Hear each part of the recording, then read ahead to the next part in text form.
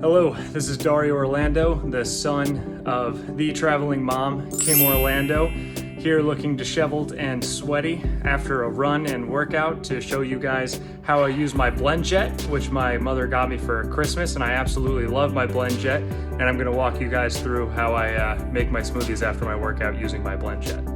So here we have the BlendJet, and we have a few ingredients. I keep it pretty simple for the most part. I always have a banana and a little piece of apple that I like to use in my BlendJet, and as you can see, it's frozen. I always keep my fruit frozen, that way I don't have to use ice, and I can just throw it right in there. And especially a lot of times bananas or apples will go bad after you have them in your pantry for a while, and you can just take them, throw them in the freezer, and use them in your BlendJet later. So first thing I do, throw a little banana, apple in there. And then next, I use some protein powder, some nice plant-based protein powder. And I put a little bit less than a full scoop, just because the serving size is small. So I like to keep that a little bit on the smaller side. And then the next step, grab a spoon here, and I like to put a little bit of yogurt in my smoothies, just to thicken up the consistency, and a lot of good probiotics in there as well.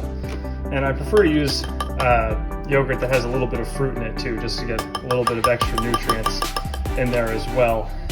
So after that, I like to put some peanut butter in there as well, maybe around like a little bit less than a tablespoon, something like that, maybe a little bit more. I love peanut butter, so I try to keep my peanut butter diet going strong. Peanut butter diet. So I'll throw that in there. A little bit harder holding the phone and putting peanut butter in there, so I keep clicking it until it goes.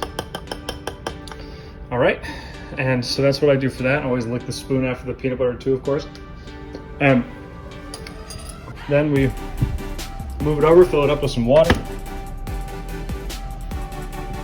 Okay, so now we're almost ready to blend it, and a lot of times I like to put kale in it too, and sometimes I don't, but you can add some veggies to it as well too. It does blend it very efficiently.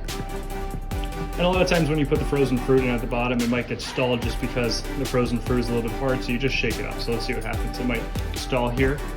See, it's stalled a little bit. So all I do is I just shake it up a little bit, just like that, throw it back on, and it goes.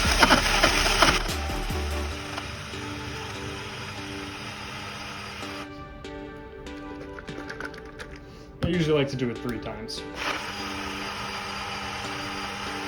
One last time. All right, and we are all done. And depending on the consistency, if it's not cold enough or anything either, you can add some more ice to it. You can add more yogurt or peanut butter to thicken it up, or some more water to thin it out a little bit. So I'll go ahead, pour in there. The beautiful thing is it fits perfectly into a 16-ounce glass. I'll throw that in there, and boom. We have a delicious, healthy, plant-based smoothie. So finally, the cleanup process. One of my favorite things about the BlendJet is how easy it is to clean. And usually what I do is I make the water as hot as it can possibly go. And I'll first get rid of the remnants around the outside. And I fill it up probably about a quarter of the way with water, about that much. And then continue on to put a little drip of soap in it. And then we'll light it up. Throw it on the drying rack. Get rid of some of the soap in there. And actually the beautiful thing is too, is you can actually screw off this part and be able to clean the base on the inside. So you can actually take this entire plastic piece off and just clean the base of this BlendJet. And then once it dries out a little bit, I will throw it back on its USB charger and repeat the process the next one.